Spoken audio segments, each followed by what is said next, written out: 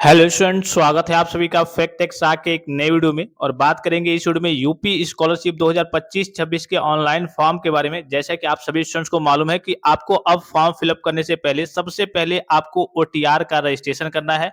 अगर आपको नहीं मालूम है कि ओटीआर का रजिस्ट्रेशन क्या होता है और कैसे इसका रजिस्ट्रेशन करना है, तो उस वीडियो का लिंक मैं आपको इसी वीडियो के डिस्क्रिप्शन बॉक्स में सबसे ऊपर दे रहा हूँ। आप ओटीआर का रजिस्ट्रेशन का जो प्रोसेस है उसको देख के सही से कंप्लीट करेंगे। ठीक है, एक बात का आपको विशेष ख्याल रखना है, आपके आधार कार्ड से कल के मोबाइल नंबर लिंक होना चाहिए और आपके आधार कार्ड में सारी डिटेल्स वगैरह सही होने चाहिए। बाद में ये होगा कि अगर आप फॉर्म फिलअप कर देते हैं, फिर आपके कुछ और मार्कशीट में कुछ और है, आधार कार्ड में कुछ और है, तो इस केस में आप फंस जाएंगे, समस्या हो जाएगी। तो पहली बात कि आपका आधार कार्ड सही होना चाहिए और आपके आधार कार्ड से एक मोबाइल नंबर लिंक होना चाहिए जो कि आपका एक्टिव होना चाहिए। तभी वहां पे आपका ओटीआर का रजिस्ट्रेशन हो पाएगा। और बिना ओटीआर रजिस्ट्रेशन के आप स्कॉलरशिप का फॉर्म 2025-26 में नहीं फिलअप कर पाएंगे। अब समस्या क्या आ रही है? सबसे पहले तो आपको ओटीआर का रजिस्ट्रेशन करना है, क्योंकि जैसे आप कल के फॉर्म भरने जाएँगे तो सबसे पहले वहाँ से आपका ओटीआर का रजिस्ट्रेशन ही माँगा जाएगा कि हाँ, registration number, OTR registration number fill up कीजिए। जैसे ही उसको फिलअप करेंगे, ओटीआर रजिस्ट्रेशन वहाँ पे फिलअप करेंगे, तो जो आपके बेसिक से डिटेल्स वगैरह होते हैं, वो ऑटोमेटिकली वहाँ पे ओपन हो जाएँगे, बस आपको उसको सबमिट कर देना होगा, ठीक है?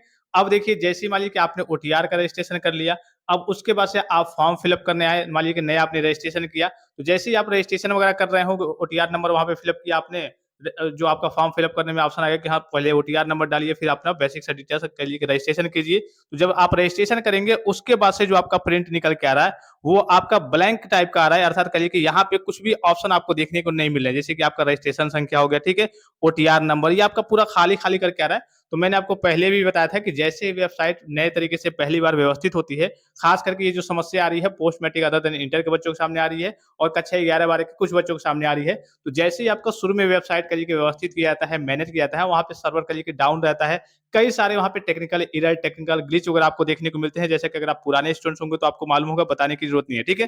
तो यहाँ पे कई सारे अभी आपको एरर्स देखने को मिल रहे हैं, ठीक है? आप जैसे मान लीजिए कि आपने ओटीआर किया, फिर उसके बाद से आप फॉर्म फिलअप करने गए, वहाँ पे आपने ओटीआर का रजिस्ट्रेशन फिलअप किया, फिर बेसिक से डिटेल्स फिलअप करके आपने एक रजिस्ट्रेशन किया।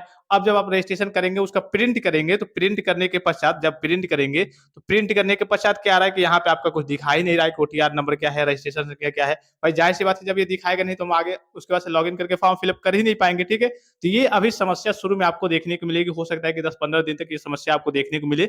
9, 10 और 11-12 के बच्चों का कहिए कि सही तरीके से हो जा रहा है। कुछ कहिए कि 12 के बच्चे हैं, 11 के बच्चे हैं, उनके सामने समस्या आ रही है। लेकिन जो post matric other than inter के बच्चे हैं, जो कहिए कि यूजी, पीजी और डिप्लोमा के कोर्स वगैरह करते हैं, BA, BSc, MA, MSc, BCom, MCom, DElEd, ITI, polytechnic, BTech, BEd, BBA, MBA, nursing, जितने भी कोर्स हो गए, उनको थोड़ा-सा और वेट कर लेना है। उसके बाद से आपको फॉर्म फिलअप करना है। मैंने आपको पहले ही बताया था कि यहाँ से मैं आपको वीडियो प्रोवाइड कर दूँगा।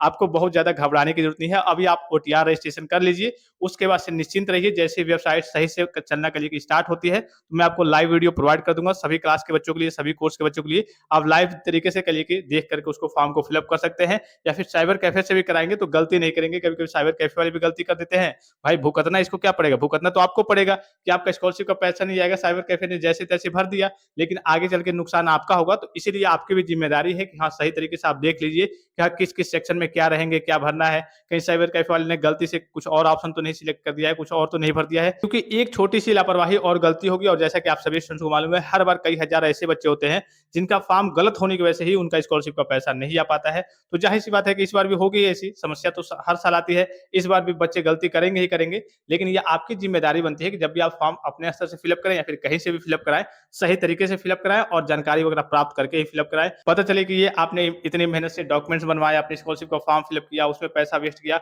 और उसके बाद से आपका फॉर्म ही एक तरीके से रिजेक्ट हो गया, आपका फॉर्म ही सही तरीके से फिलअप नहीं हुआ। सारी कली की मेहनत बेकार चली जाएगी। तो मैं यहाँ से आपको लाइव वीडियो प्रोवाइड कर दूँगा। यहाँ से आपको सारी जानकारी मिलती है कि कब आपका फॉर्म फिलअप होता है, कैसे फिलअप होता है, कब करेक्शन होता है, कब स्टेटस जारी होता है, कब क्या करना होता है, ठीक है? सारी गाइडलाइंस वगैरह और सारी अपडेट यहाँ से आपको मिलती रहेगी। तो चैनल को सब्सक्राइब कर लेंगे, टेलीग्राम को जॉइन कर लेंगे। जैसे ये सारी चीज़ें फिक्स हो जाती है, उसके बाद से मैं आपको लाइव वीडियो प्रोवाइड कर दूँगा। आपको बहुत ज़्यादा घबराने की ज़रूरत नहीं है और जल्दीबाज़ी करने की ज़रूरत नहीं है। तो फिलहाल इस वीडियो में इतना ही, इजाज़त दीजिए। धन्यवाद। Thanks for watching. मिलते हैं नेक्स्ट वीडियो में।